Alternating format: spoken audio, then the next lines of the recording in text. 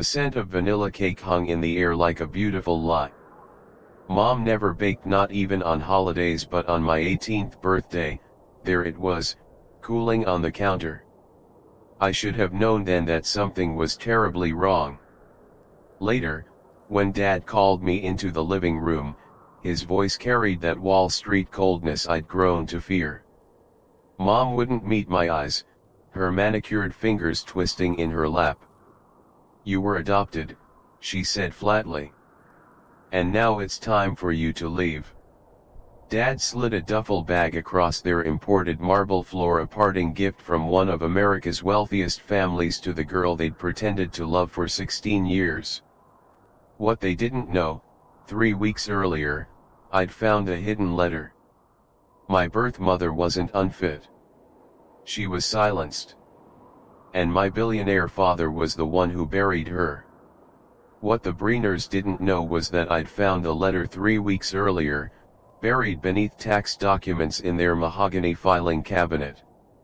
I'd been searching for my birth certificate for a school project when my fingers brushed against an envelope addressed to Elena Vasileva. Inside was my original birth certificate with her name listed as mother. No father.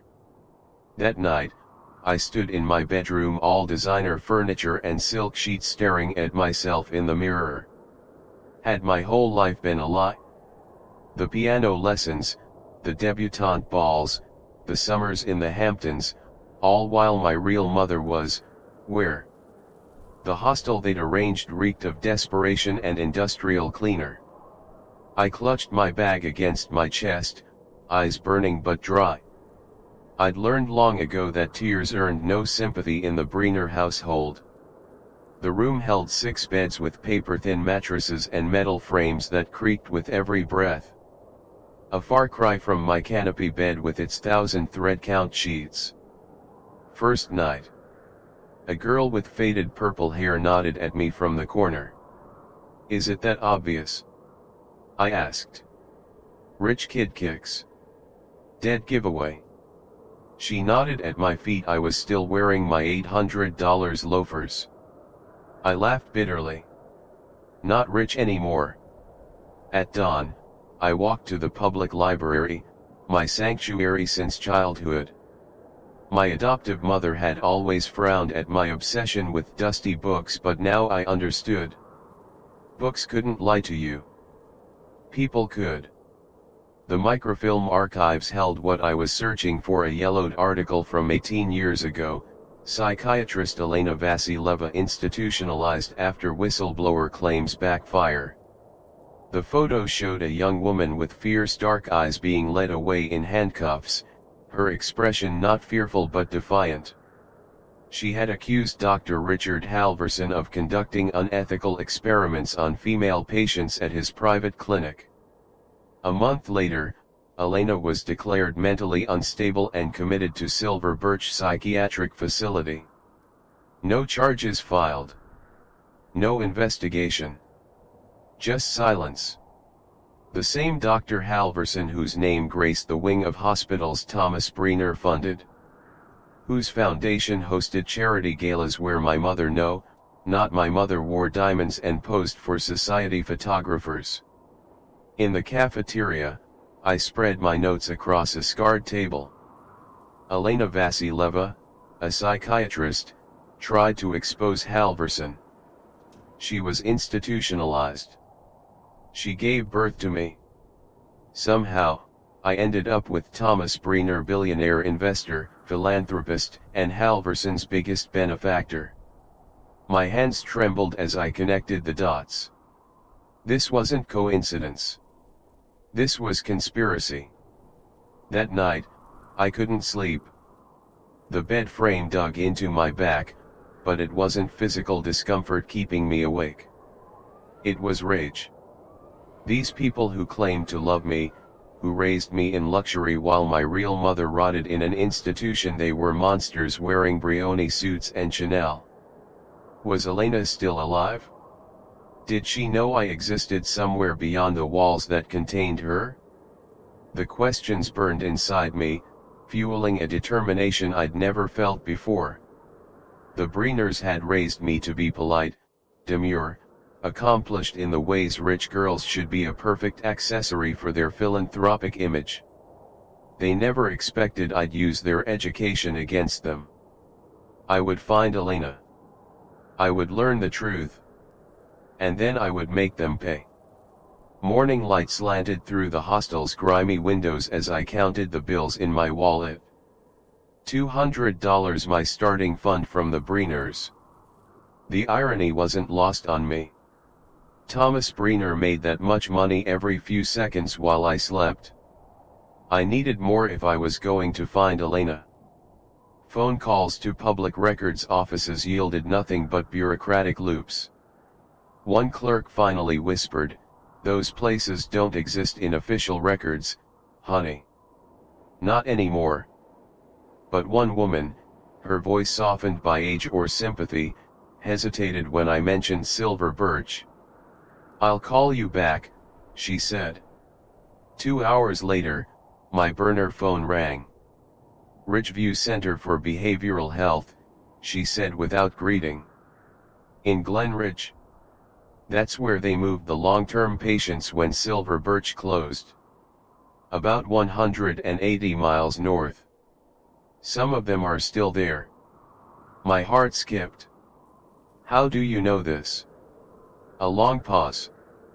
"My sister was there." "Not anymore." She hung up. I sat on a bench outside the library, calculating bus fare to Glen Ridge. The math was painfully simple. I couldn't afford it. Across the street, a diner's neon help wanted sign flickered. The windows revealed booths filled with working people, the kind the Breeners only acknowledged when they needed their driveways plowed or toilets fixed. Inside, the manager tag, Earl, looked me up and down. "You ever worked a day in your life, princess?" I met his eyes. "No. But I learned fast." He snorted. "Dishwasher quit yesterday. $6 an hour plus whatever tips the waitresses feel like sharing. Start now." For 5 days, I worked double shifts. My hands cracked and bled from industrial detergent. My back screamed from hours bent over steaming sinks. The kitchen's heat made my makeup run, the last remnants of Nora Breener, society darling, melting away. My co-workers watched me with curiosity that turned to grudging respect. Marta, a waitress with 20 years of service etched into her face, slipped me extra tips after watching me scrub pots until midnight. "You running from something, girl?" she asked on the 4th night. "Looking for someone," I corrected. She nodded like that made perfect sense. "Aren't we all?" On the 6th morning, I counted my earnings, $178.42. Enough for the journey. The bus to Glen Ridge departed at 10:40 a.m. I didn't say goodbye to anyone. The Breeners had taught me that attachments were inconvenient. I boarded with nothing but a backpack containing Elena's article, a change of clothes, and a peanut butter sandwich Marta had pressed into my hands. The landscape changed as we traveled north, Manhattan's wealth giving way to struggling towns with boarded storefronts and foreclosed homes. These were the places Thomas Breener invested in only to dismantle, extract value, and discard. Ridgeview Center sat atop a hill like a forgotten castle, its stone facade crumbling at the edges. The sign was faded, paint peeling, a place designed to be forgotten. The woman at reception barely looked up when I entered. Her desk was cluttered with outdated forms and a computer old enough to be in a museum. "I'm here to visit a patient," I said, keeping my voice steady despite the hammering in my chest. "Name?" she asked flatly. "Elena Vasilieva." Her eyes snapped to mine, sudden interest breaking through boredom. "Relation?" I swallowed hard. "I'm her daughter." She studied me for a long moment, then picked up the phone and murmured something too low to hear. Down the hallway, second door on the left, she finally said. Keep it brief. The corridor smelled of industrial cleaner and something else, hopelessness, perhaps. Each step felt like walking into another world, one the Brenners' money had created and sustained.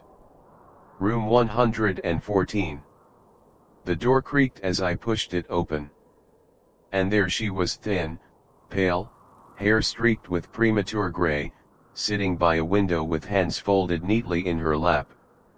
She didn't turn when I entered. Elena, I said, my voice barely above a whisper. She turned slowly, her movements deliberate, as if each required calculation. Our eyes met, and for a heartbeat, there was nothing, no recognition, no emotion. Then something flickered in the depths of her gaze, a spark in darkness. I stepped closer, heart thundering against my ribs. My name is Nora. You had a daughter 18 years ago. My voice broke slightly. They told me you were unfit, that you were dangerous. But I found an article about you. About what you tried to do. What they did to you. Elena's posture changed slightly, a subtle straightening of her spine. Her eyes darted to the corners of the ceiling, then to the door, before returning to my face. They still watch, she whispered, her voice raspy from disuse. Always watching. I followed her gaze but saw nothing, no cameras, no observers. Yet she stared as if she could see invisible eyes monitoring our every word. Who's watching, Elena? She leaned forward slightly, her thin fingers twisting together. They recorded everything. Said it was for research, for treatment. But it wasn't. Her voice dropped even lower. Control. Building profiles. Erasing what we knew. I knelt beside her chair, close enough to smell the institutional soap on her skin. Is it the Halverson Foundation? My father? Your father? She flinched at the word, her fingers digging into her own wrist. Thomas Brenner wasn't supposed to have you.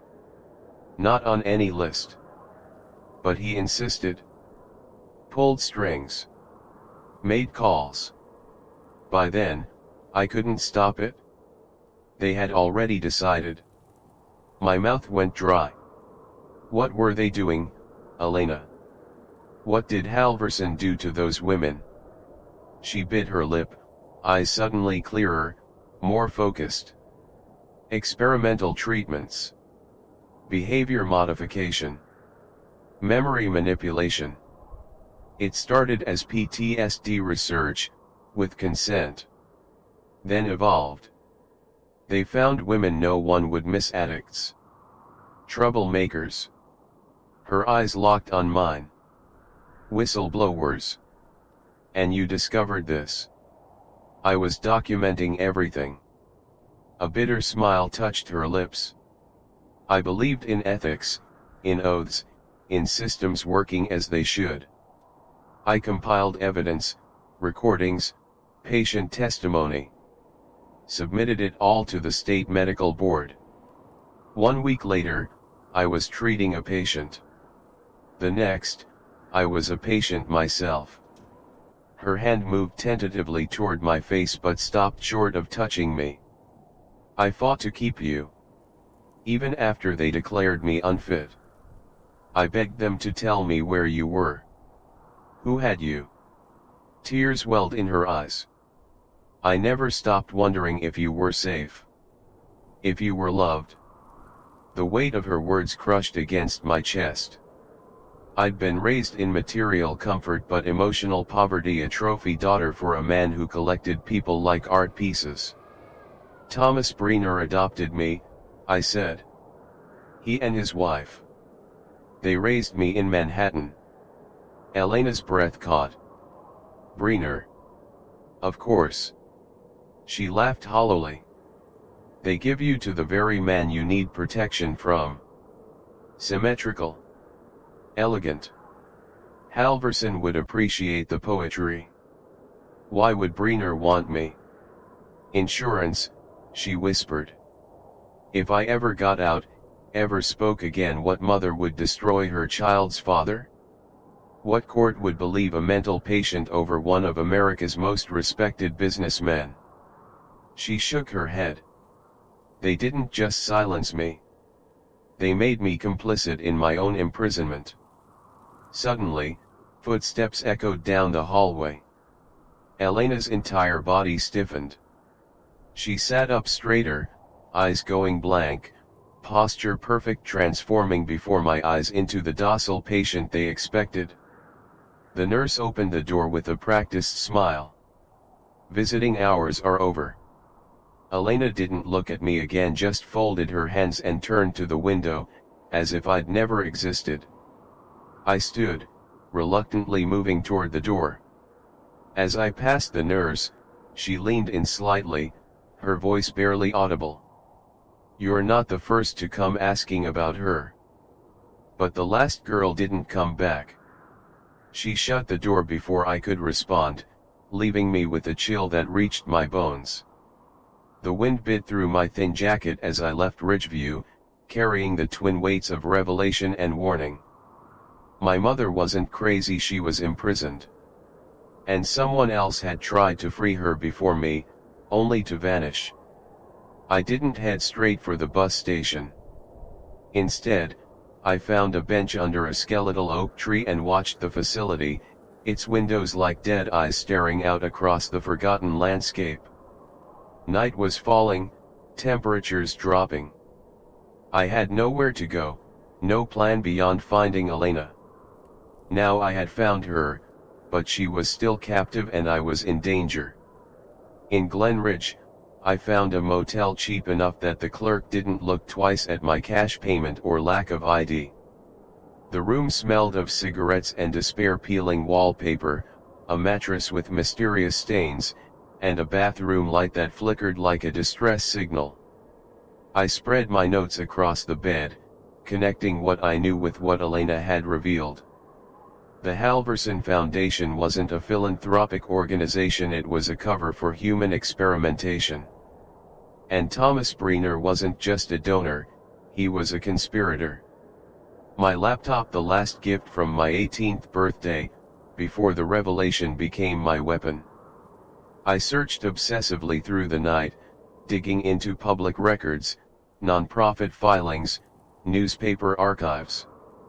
The Foundation's website gleamed with professional photographs and carefully worded mission statements about innovative therapeutic approaches and wellness support for vulnerable populations. Their annual gala had been featured in Forbes just last month. Thomas Breener stood center frame, his arm around his wife, the woman who had raised me without ever really seeing me, as they accepted accolades for a $10 million donation to expand the Foundation's research initiatives. Digging deeper, I found it buried in administrative paperwork from 18 years ago. Thomas Breener's signature on an acquisition of patient care research materials during the year Silver Birch closed. The same year Elena would have been pregnant with me. My whole body went cold. I wasn't adopted as an act of charity. I was acquired a living, breathing insurance policy against Elena ever being believed. The rage that washed over me was unlike anything I'd felt before, not the polite anger I'd been taught was acceptable for young ladies, but something primal and consuming. These people had stolen my mother's life, my identity, and 16 years I could never get back. But beneath the fury lurked fear. These weren't ordinary criminals. These were people who controlled hospitals, funded police departments, dined with senators. People who could make others disappear with a phone call. That nurse at Ridgeview hadn't warned me out of kindness, she was telling me I was already marked. I needed allies. I searched employee records for Ridgeview and found a name, Janet Cal, RN. With some creative social media stalking, I located her personal Facebook page, mostly cat photos and nursing memes, but one comment caught my eye. Under a picture from 3 years ago, someone had written, "Still working nights at the Ridge. That place gives me the creeps." I created a new email address and sent her a message, explaining who I was, that I'd spoken with Elena, and that I needed her help to expose what was happening. I didn't expect a response. Why would she risk her job, maybe her life, for a stranger? But at 2:14 a.m., a reply appeared, "Back entrance. Tomorrow. Midnight. If anyone sees you, say you're lost."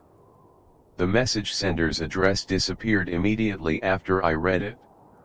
Sleep was impossible. I spent the day in a 24-hour diner, nursing the cheapest coffee on the menu, watching the door every time it opened. Was I being followed? Would Thomas Breener's people find me before I could find the truth? As midnight approached, I made my way back to Ridgeview on foot, staying off main roads, my heart a hammer in my chest. The facility looked different at night, more honest in its menace, windows glowing with sickly fluorescent light. I circled to the back where a service entrance was marked "Maintenance Only." Before I could knock, the door opened a crack. A woman in scrubs, Janet, gestured me inside quickly. "You actually came," she whispered, her eyes wide with fear or surprise. "I had to." She glanced nervously down the empty corridor. "Keep your voice down." Some of the cameras were disabled during budget cuts, but not all of them. "Who's watching?" I asked, echoing my question to Elena. Janet's answer chilled me, "Everyone who needs to be sure the truth stays buried." Janet led me through a labyrinth of service corridors, past a break room where a single fluorescent light buzzed overhead, and into a cramped records room lined with metal filing cabinets. The air smelled of dust and secrets. "I shouldn't be doing this," she whispered, unlocking the third drawer down with a small brass key that hung around her neck beneath her scrubs. "But I've been here 15 years. I've seen what they do to people like your mother. And when that last girl showed up..." She trailed off, hands trembling slightly. "What happened to her?" I pressed gently. Janet pulled a worn manila folder from the cabinet and handed it to me. Her name was Claire Rothman. Graduate student in investigative journalism at Columbia. Smart, determined. She came asking about Elena and others from Silver Birch about 8 months ago. She'd found court documents, old medical board complaints that should have been sealed. How close did she get? Too close. Janet glanced at the door. She came back for a second visit. That night, her apartment was broken into, laptop, notes, everything gone. She called me, panicking, said she felt like she was being followed. 2 days later, she vanished completely. Police ruled it a voluntary disappearance. But you don't believe that? People don't vanish into thin air when they're onto something this big. They're erased. I opened Elena's file. Pages of clinical notes, all marked with red stamps: unfit, delusional, paranoid. Medication logs showing doses that made my stomach turn. Behavioral assessments that contradicted themselves from page to page, as if written about different people. She wasn't delusional, Janet said quietly.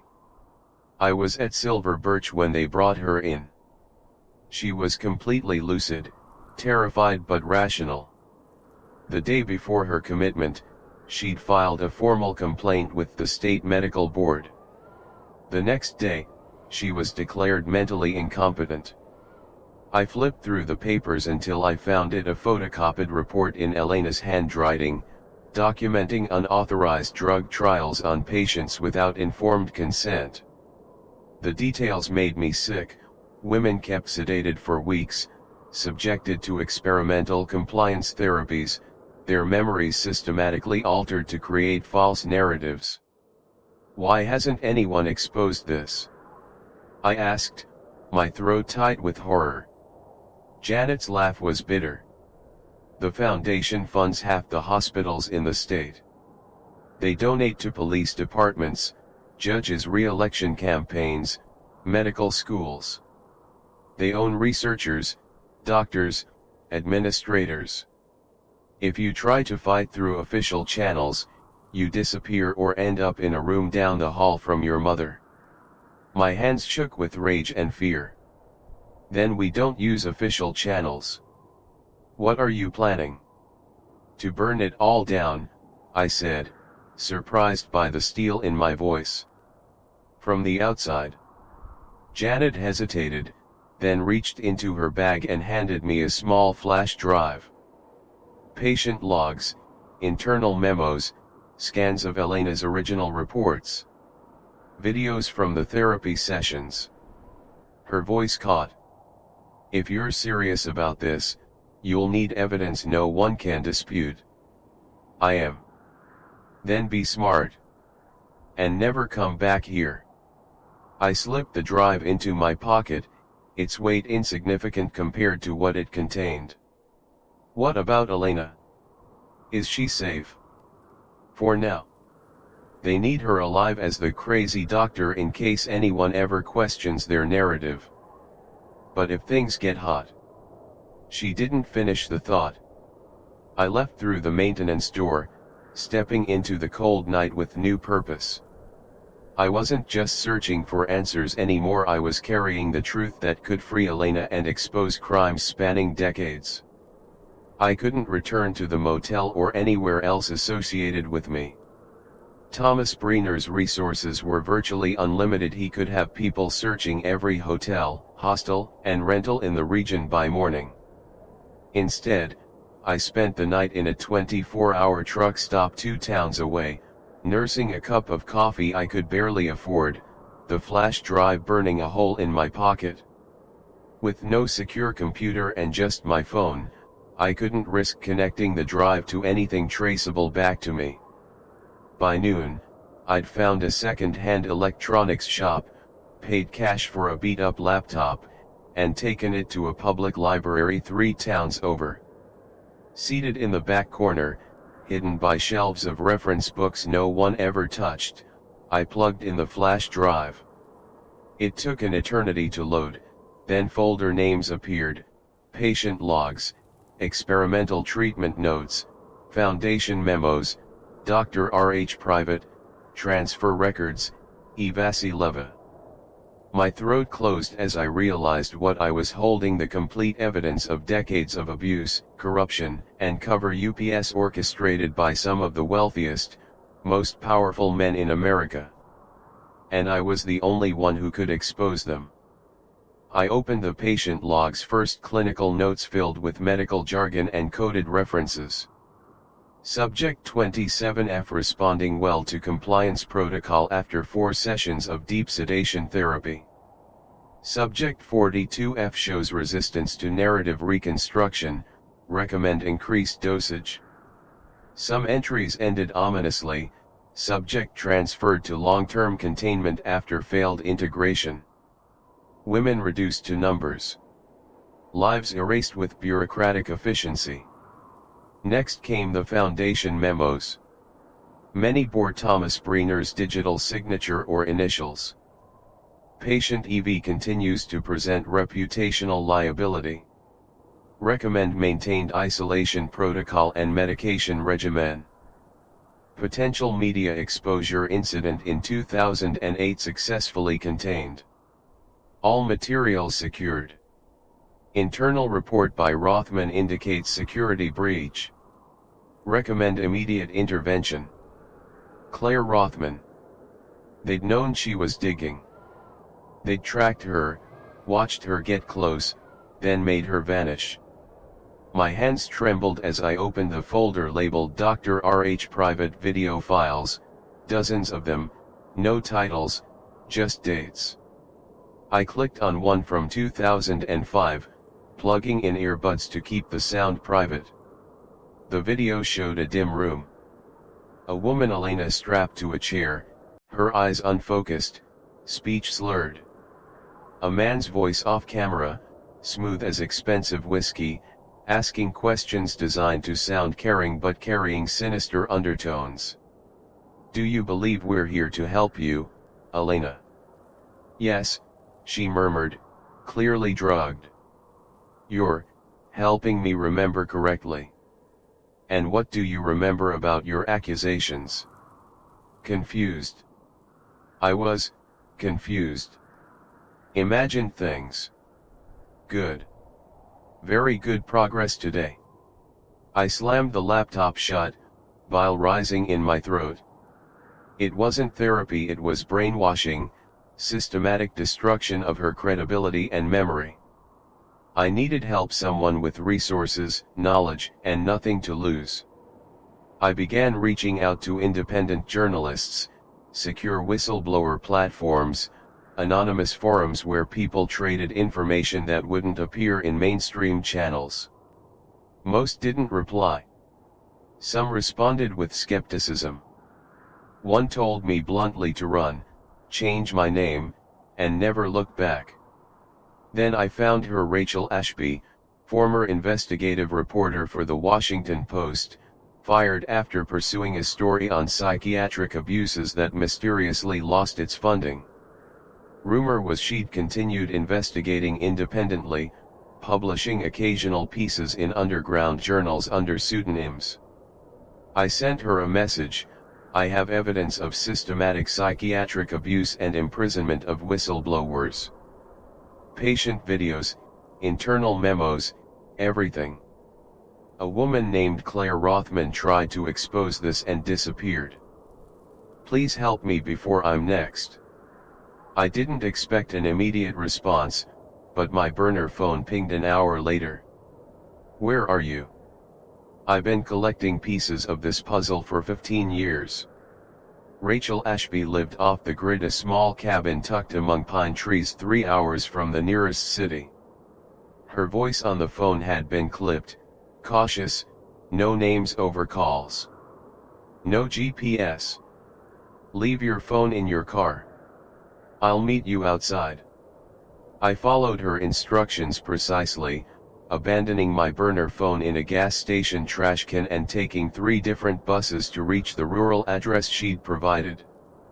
When I arrived, she was already standing on the porch, early 50s, sharp eyes that missed nothing, weathered skin that spoke of a life lived outdoors. She didn't waste time with pleasantries. Inside her cabin, walls lined with filing cabinets and corkboards covered in newspaper clippings, she gestured to a laptop on a scarred wooden table. "Show me what you have."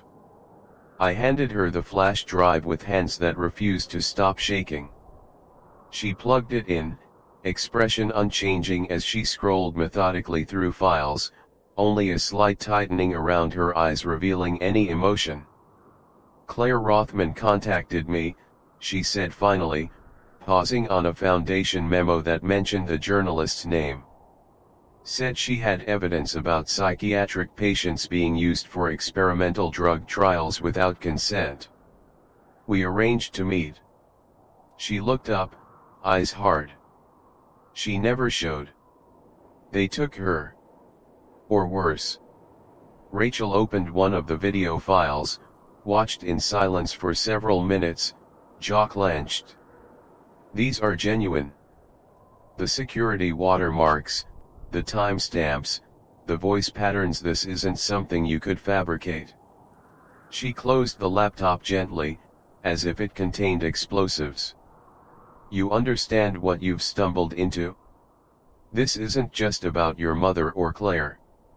This is decades of systematic abuse protected by billions of dollars and political connections at every level. I know. They'll come for you the moment they realize what you have. They already might be." She nodded once, decision made. "Then we make this too big to bury. We don't just expose it, we make it impossible to silence." Rachel moved with the efficiency of someone who'd been preparing for this moment for years. Within 24 hours, she had copied the flash drive 6 times and mailed them to trusted contacts across the country: former federal prosecutors, human rights attorneys, editors at independent media outlets, and secure whistleblower platforms. Each contact gets a partial password, she explained, sending encrypted messages from a series of burner phones. No one person can access the full files without the others. If one disappears, the others will know. This is how you kill a monster, she told me, eyes glinting with fierce determination. You cut off all paths to silence. Meanwhile, she drafted a comprehensive report contextualizing the evidence, connecting dots between the Halverson Foundation's public activities and their hidden operations. She worked through the night, fingers flying across the keyboard, occasionally consulting folders from her own investigation. I dozed fitfully on her couch, jumping at every sound from the surrounding forest. In the morning, I checked the burner phone I'd purchased the day before. One voicemail. From him. Thomas Breener's voice was exactly as I remembered: smooth, controlled, with that undercurrent of steel that had terrified household staff and business rivals alike. Nora, I know what you've been doing. This has gone far enough. You owe me a conversation before you make irreversible mistakes. Meet me, and I'll explain everything. Rachel looked up from her laptop, eyes narrowed. Delete it? It's a trap. No, I said, surprising myself. I need to see him. One last time. He'll have you committed or worse. Not if we meet somewhere public. She argued fiercely, but eventually conceded, helping me arrange a meeting in a busy train station 2 hours away. Cameras everywhere, witnesses, multiple exits. I would wear recording devices she provided, with a panic button that would send our files to media outlets immediately if activated. Thomas Breener was waiting when I arrived, standing near the information kiosk in his trademark camel overcoat, looking like what he was: one of the richest, most powerful men in America. No security detail visible, though I knew they were there, watching from a distance. He smiled when he saw me, the same smile that had graced charity galas and business magazine covers. The smile that had never quite reached his eyes when directed at me. You look thin, he said by way of greeting. Are you eating properly? The casual concern, as if he hadn't discarded me like unwanted furniture 3 weeks ago, made my blood boil. But I kept my expression neutral, a skill learned at his dinner parties. Why did you do it? I asked simply. His face shifted slightly, the public mask slipping. You think this was simple? You think I wanted any of this? I think you saw an opportunity 16 years ago. A way to ensure Elena Vasileva never testified against your friend Halverson. Take her child, raise it as your own. What judge would believe her claims if exposing you meant destroying your daughter's life? He gave a small nod, billionaire pragmatism taking over. It was a complicated situation that required creative solutions. Creative solutions, I repeated hollowly. Is that what you call drugging women until they can't remember their own names? Erasing people who ask questions? Stealing a child from her mother? The world isn't black and white, Nora. Halverson's work was groundbreaking, treatments that could help thousands. Yes, there were ethical compromises. But the greater good. Don't, I cut him off. Don't you dare talk about the greater good after what I've seen. His eyes narrowed slightly. What exactly have you seen? Everything, I said quietly. The videos, the patient logs, the memos you signed authorizing Elena's continued imprisonment. The orders to handle Claire Rothman when she got too close.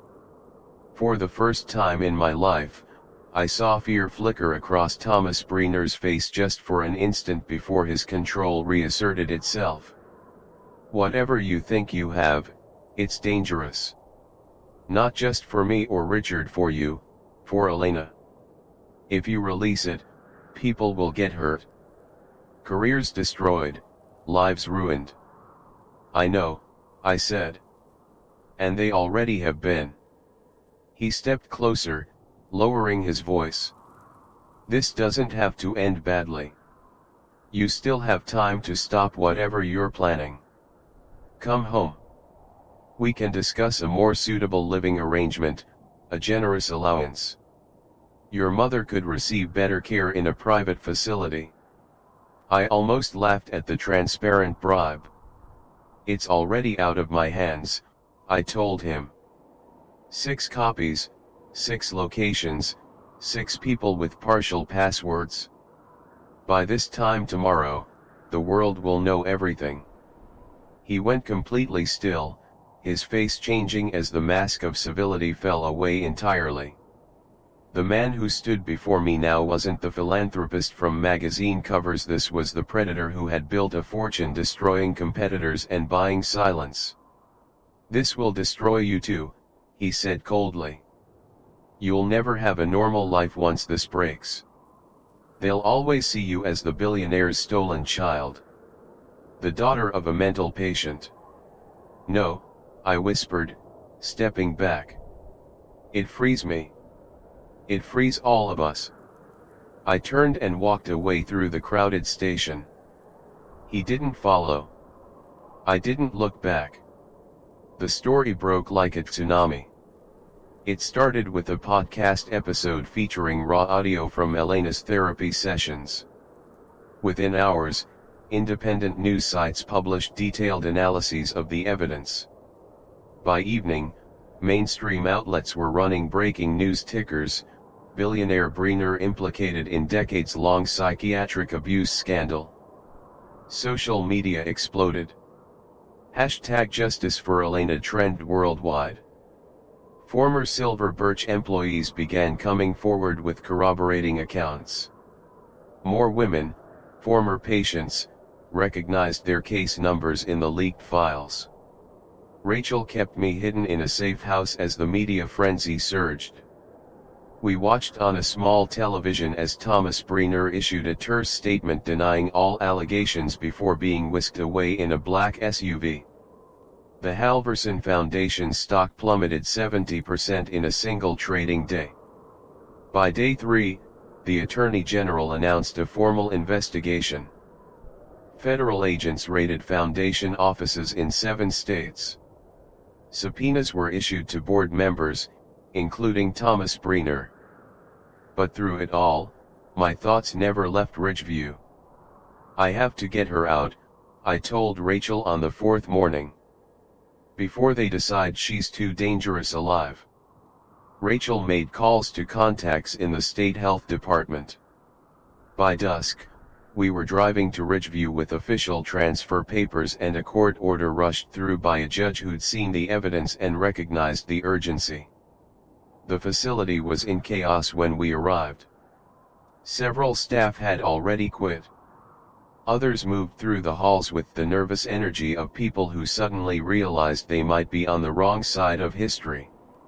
Nurse Janet met us at the front desk, relief washing over her face.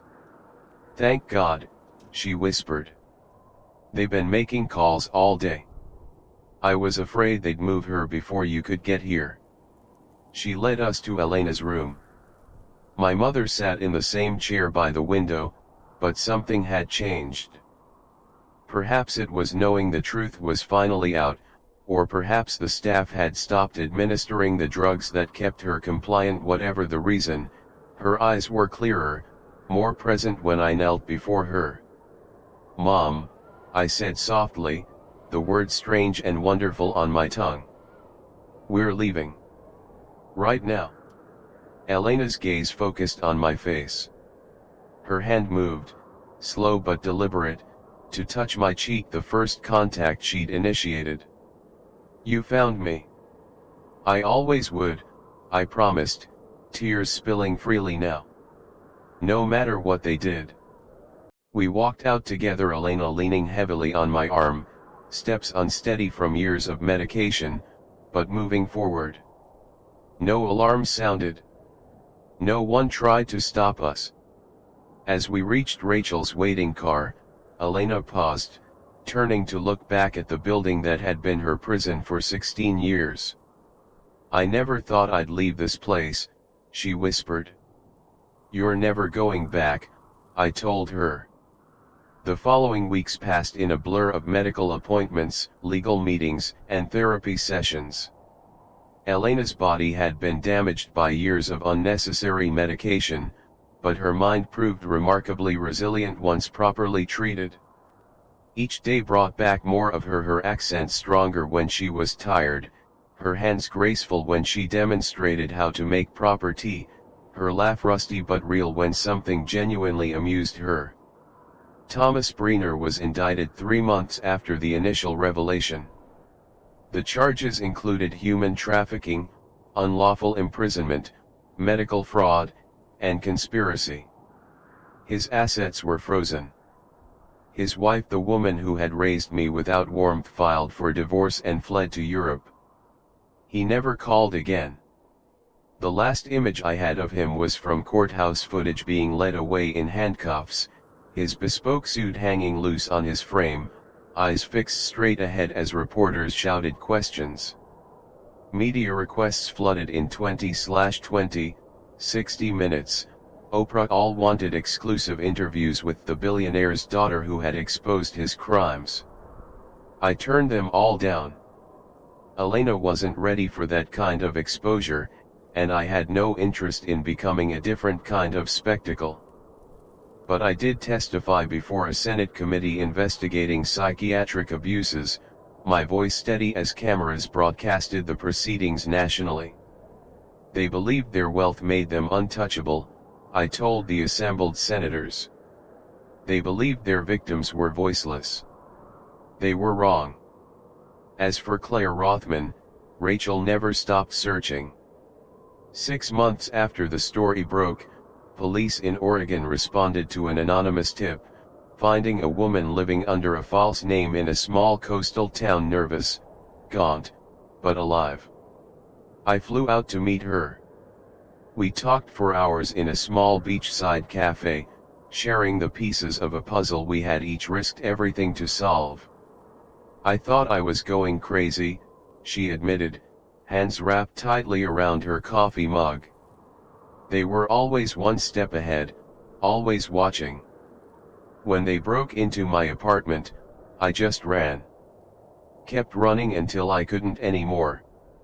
Before I left, we exchanged new, secure contact information. We should build something," I suggested. "A foundation, a real one, for whistleblowers and survivors." She smiled for the first time. "I like that. Fighting fire with fire." 1 year to the day after I found her, Elena and I stood together at Thomas Briner's sentencing hearing. He looked older, diminished, without his wealth and power to shield him. When given the chance to speak, Elena stepped forward, her voice steady for the first time in decades. "You took my life," she said simply. "You took my child. You tried to take my mind. But here we stand, mother and daughter, whole and free. That is my justice." The judge sentenced him to 30 years without parole. That night, in the small apartment we now shared, Elena baked a cake, vanilla, like the one from my last birthday in the Briner household. But this time, when we cut into it, there was no bitterness, only sweetness. "To truth," she said, raising her fork. "To freedom," I replied. "This story isn't just about corruption or bringing down powerful men who believed their wealth made them untouchable. It's about how easily we accept comfortable lies instead of uncomfortable truths, and the courage required to shatter those illusions.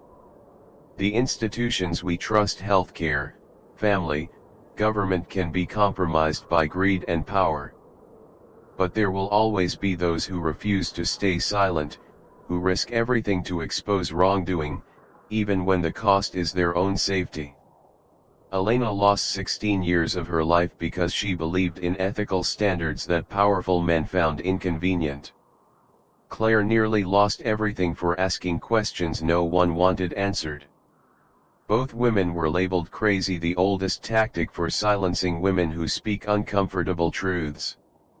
What happened at Silver Birch and Ridgeview isn't just fictional. Horror versions of these abuses have occurred throughout history, protected by wealth and influence that seemed insurmountable.